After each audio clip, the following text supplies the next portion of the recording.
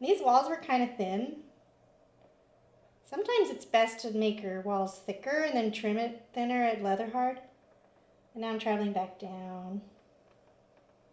So do you notice down here, it's not super bulbous yet. So I'm gonna add that in. So I've got a nice rounded part right here. Ooh.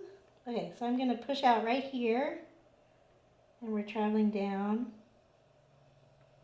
My wheel is going slow. I don't wanna lose it.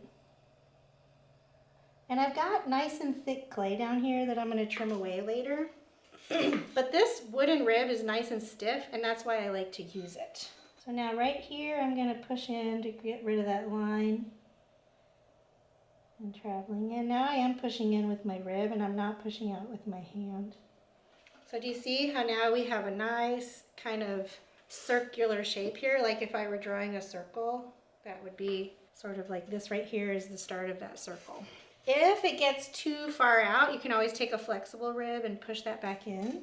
But the reason why this is even on all sides is because I used a wooden rib, which is nice and stiff. And it's a lot easier, like if you're doing this for the first time, it's a lot easier to have your walls a little on the thick side because they'll be a little more forgiving, less likely to collapse. Now, if you're somebody who uses like a heat gun or a torch, can be a good idea to like torch that into place before doing this top section. So I think I might actually do it because my clay is a little on the soft side and I'm worried when I start collaring in here that this part here is going to collapse. So I'm going to torch it and then you'll see the second part.